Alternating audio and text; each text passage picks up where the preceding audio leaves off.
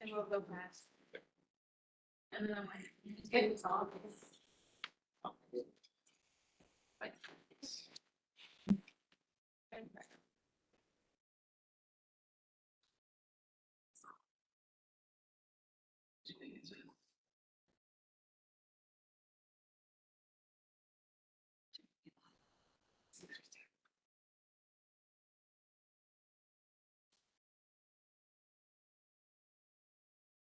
Ready? We all better?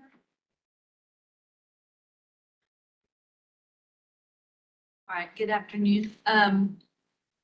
Selena, I have placed a large amount of tentative agreements on your side of the table that have been signed. And just for the general public, if they have not been watching the entirety of our long negotiations, the tentative agreements are in a large amount of articles. I'll just list them off here in a minute.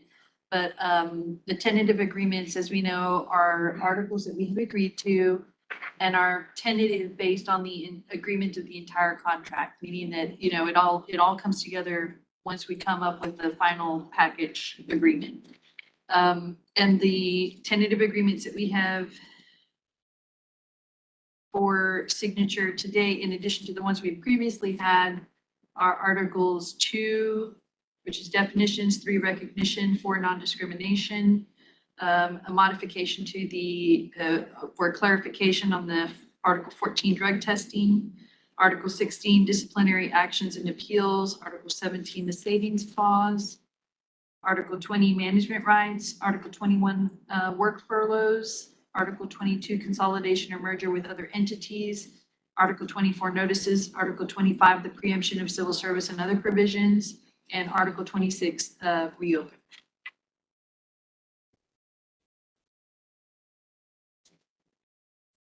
So I sent you Article 10.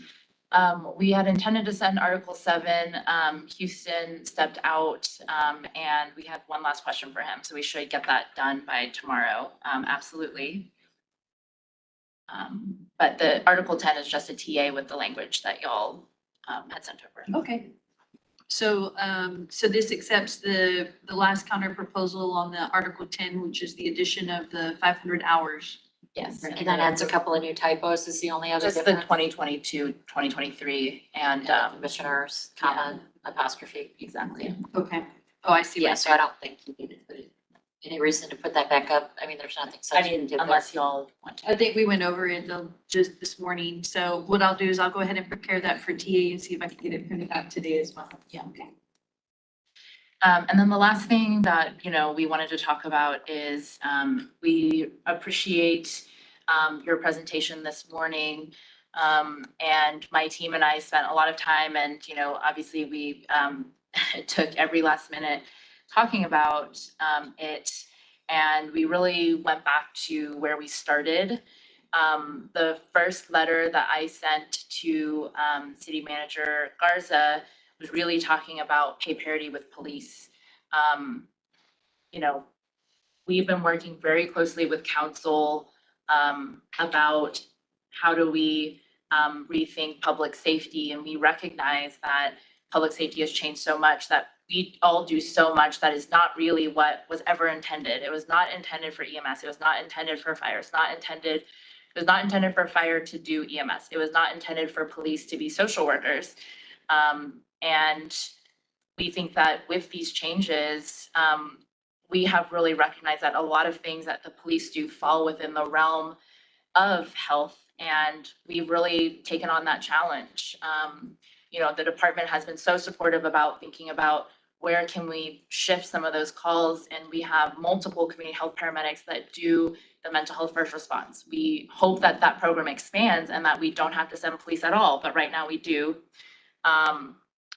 For various reasons, and we're growing the program slowly, but we really recognize that we are sharing these types of calls and the burden with police, and that we deserve pay parity for doing similar work and also really trying to help people and improve the health and well-being of this community. I think that council agrees with us that they want us to do this. I've heard them say that. they often ask me like, how can we, shift these types of calls away, so that they can continue to do the most important police work. And we also know that we are unable to take on any of that load because, we sit at probably 2 weeks ago, a 23% vacancy, now we're at 18, 20, 16. And obviously our vacancies don't make the news the way that police vacancies do, but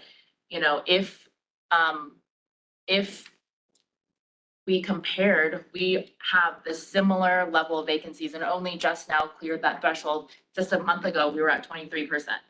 And so when we take in total the package that y'all put together, we just don't see it. I think we're so close, but it has to move towards that. It has to move towards that.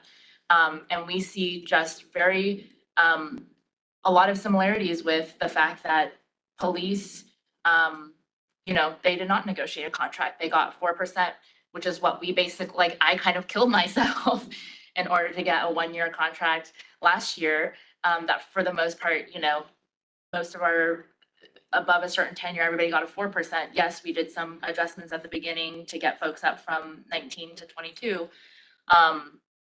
But, we killed ourselves to get that.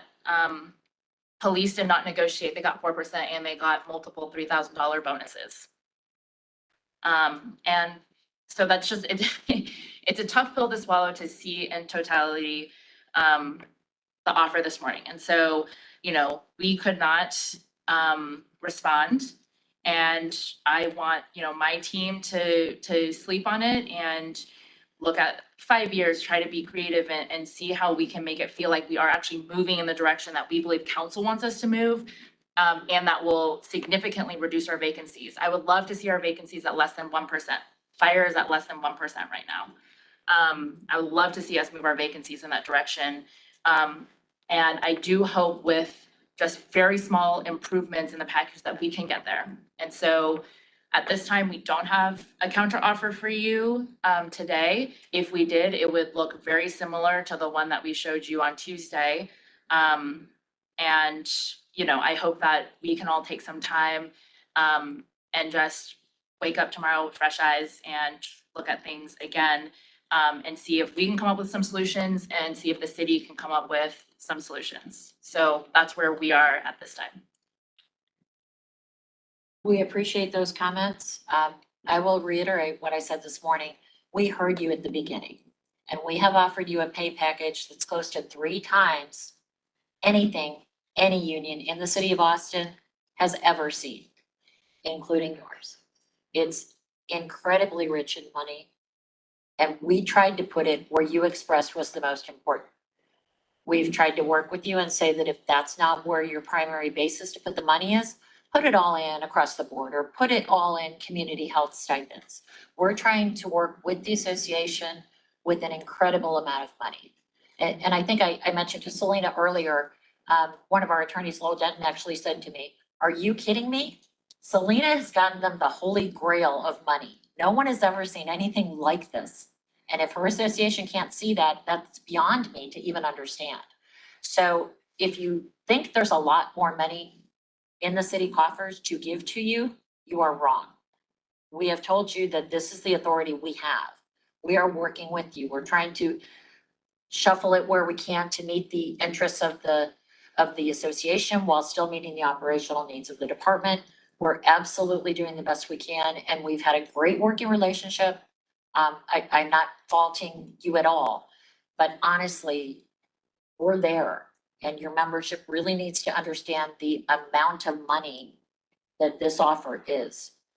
You can compare it in a 4% or a whatever that the police got here that's not guaranteed moving forward, or what fire may have been offered that is going off to an arbitration award, which no one knows what it will be.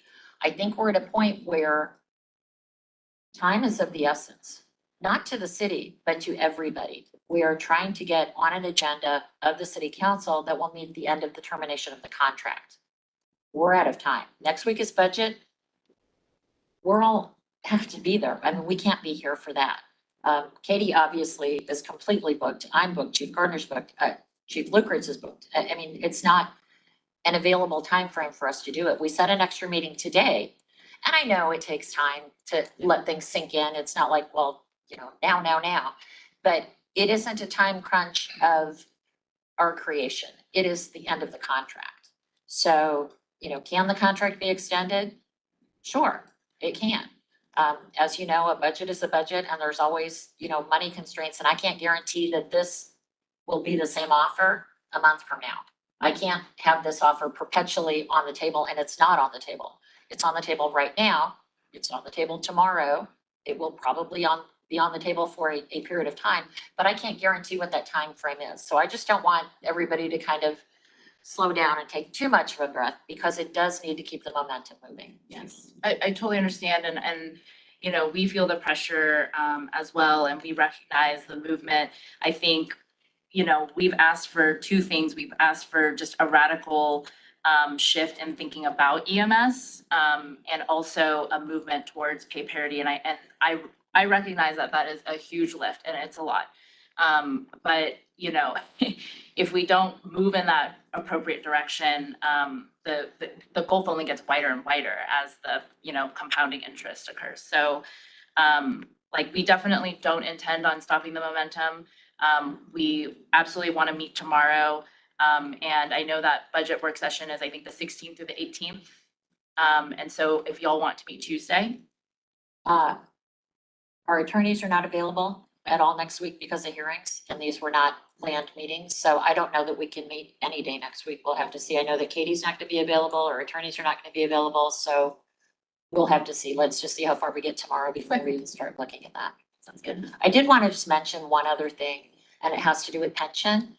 And I know that it sometimes is easy for people to compare, increases in one of the associations versus the others, and how we all know about the legislative change in the pension for you and for me. And how that compares out to what another union might be getting percentage wise. And I asked Katie to grab that. I don't know if you had a chance to look at that or not, Katie. Just email it to Rose. So you can share it. Probably just click through the internet. Yeah, but there's nothing close to apples and oranges here. The amount that they pay into their pension, whether it was increased this year or not, is so much more substantial than you or I pay. And even when ours goes up, we're not within any close proximity to what they are paying in. And the other thing about pension is we're not taking that money away from you. It's still your money. You are still getting paid that money. It's at a different time frame, but that's not money that's being taken away from any union member. Here we go. So when you look at, and of course, you know this, but the public may not. So EMS is in with the city of Austin versus the police and fire. So this will be the January date, and it will be going up to 9%. Whereas what the employee for police pays into is 15%, and an employee for fire is 18.7. So they're just not even comparable. Just wanted to make sure that you had those numbers. These are in the budget document itself if you want to find them yourself. I don't know what, oh, there it is. There's a large line. Yeah. So I just kind of wanted to point that out, because I know it's a hard pill to swallow sometimes when somebody else puts a number upon you that you can't control, but I just want to kind of put it in perspective. Yeah, we appreciate that. Other than that, we intend to continue working this afternoon, and think that we might still have some other alternatives to consider. So if y'all would continue to work, I think we can work for at least another couple of hours. And if we're not getting anywhere, but we think we have some ideas at least to throw at you as kind of, more creative solutions. Yeah, we decided to work through lunch, so we'll probably take our lunch now, but we were gonna keep talking about a lot of things, and so we'll be here for at least the next few hours. So just let me know if you see a point in coming back. Okay, perfect. Weeks. Anything? Okay, thanks. And I'll take these back with me since it'll take a while and sign them. We'll take them. And have you look over them. Perfect.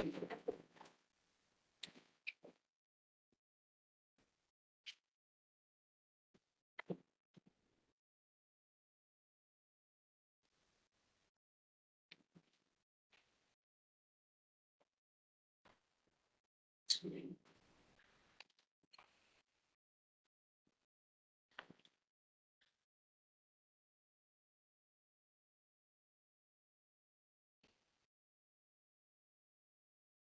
can't get it out.